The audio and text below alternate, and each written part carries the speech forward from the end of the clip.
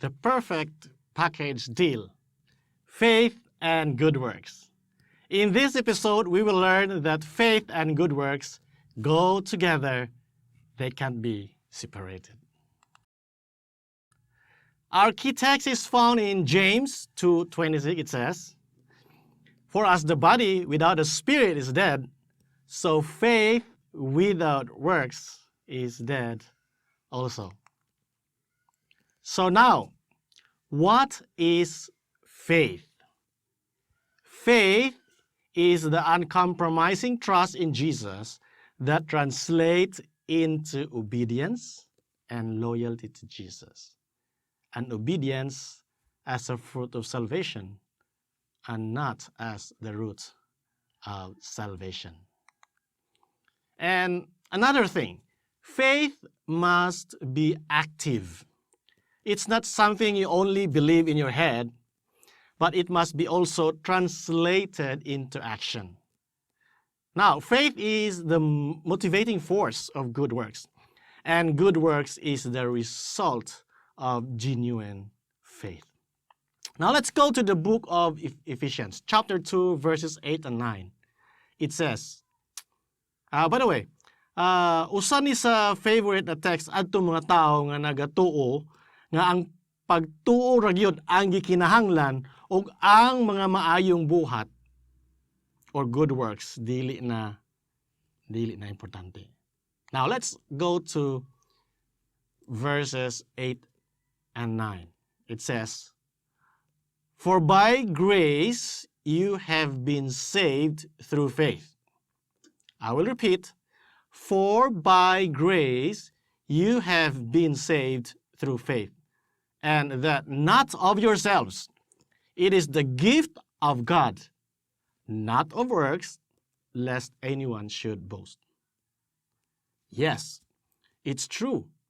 Apostle Paul makes it clear that our good works cannot save us. Period. That's the truth. That's the reality. Good works cannot save us.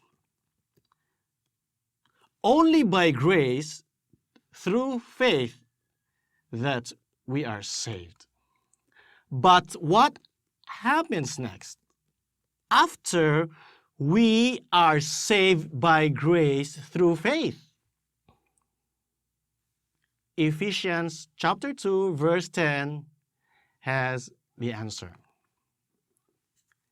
"For we are His workmanship, created in Christ Jesus." And I want you to take a serious look at the next phrase. "For good works." Let me repeat. Created in Christ Jesus for good works, which God prepared beforehand that we should walk in them. So it simply means that when we are new creatures in Christ, we are created for good works. Ang tinuod nga pagtuo diha ni Kristo o sa Ginoo magabunga og maayong buhat. Gani ang Matthew 5:16 nagaingon, "Let your light so shine before men, that they may see your good works and glorify your Father which is in heaven." Another Bible text nga makita sa James chapter 2 verses 17 to 26 nga kani nga mga bersikulo nagpamatuod nga ang pagtuo og maayong mga buhat mag-uban gayud kini. Atong isa-isahon pagbasa ang mga bersikulo para ato kini gyud nga masabtan. So, let's start with verse 17. Okay? James chapter 2 verse 17. Nagaingon, "Thus also faith by itself, if it does not have works, is dead." Ingon man usab ang pagtuo kung walay mga buhat, patay man sa iyang kaugalingon. Now let's go to verse 18, the same chapter 2. "But someone will say, 'You have faith, and I have works. Show me your faith without your works, and I will show you my faith by my works. Ipakita mo kanako ang imong pagtuo nga walay buhat, o ako magpakita kanimo sa akong pagtuo pinaagi sa akong mga buhat. Now, let's go to verse 20. But do you want to know, O foolish man, that faith without works is dead? Unsa daw? Ang pagtuo nga ang pagtuo nga walay mga buhat, kini patay. Now, let's jump to verse 22. The same chapter, James chapter 2, verse 22. Do you see that faith was working together with his works?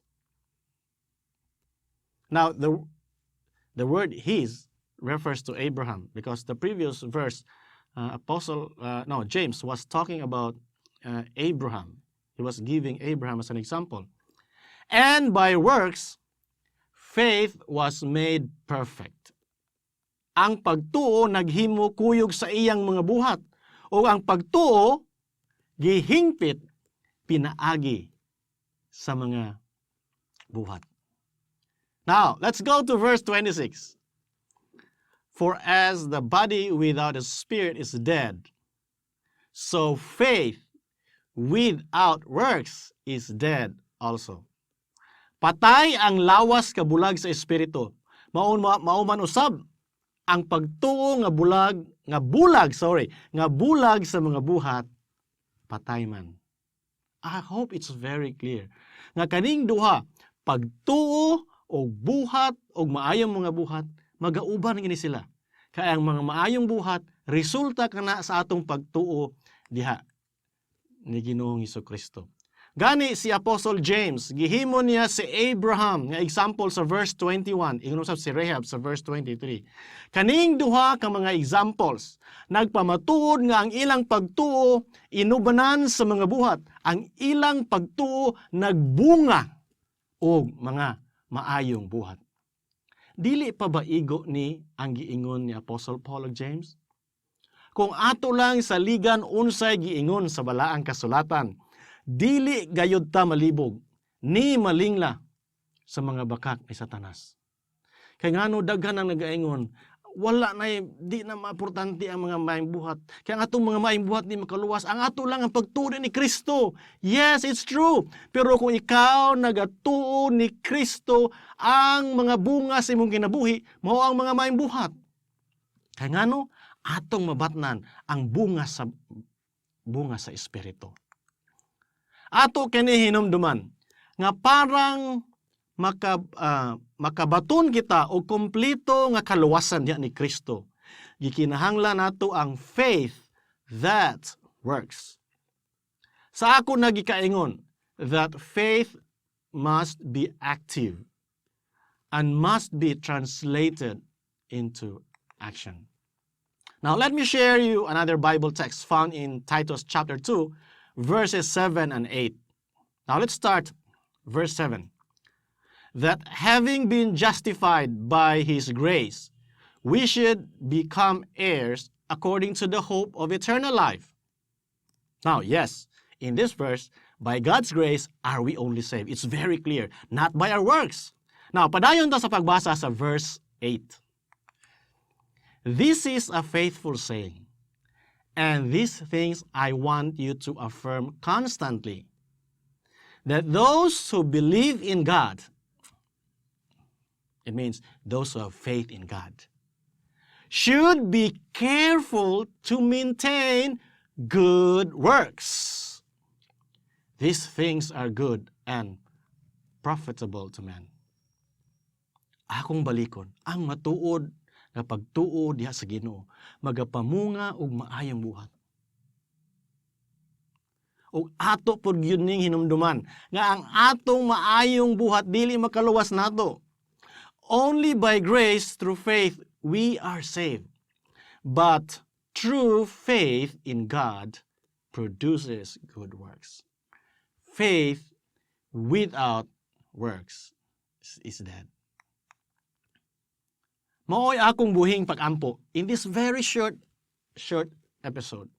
Nga kitang tanan Muduol diha ni Kristo uban sa pagtuo aron makabaton kita og hingpit nga kalawasan. Ato kining hinumduman nga kung kita dunay pagtuo diha ni Kristo, ang atong mga buhat magpakita sama sa kinaiyan ni Kristo. Kung kita nagahigugma ni Kristo, kita magabantay siyang sugo. Sumala sa giingon sa balang kasulatan, if you love me, keep my commandments. By the way, please watch my previous episodes. No, nagahisgot katong previous episode about sa grasya nga nagahatag natong gahom sa pagtuman sa balaod sa Dios. O napay lain nga mga episodes nga paghatag kanato og katin-awan sa mga importanteng topiko sa balang kasulatan. By the way, I will put the link below, and don't forget to like and share this video to your friends. If you are not yet subscribed, click the subscribe button below. Thank you very much for watching, and may God bless you.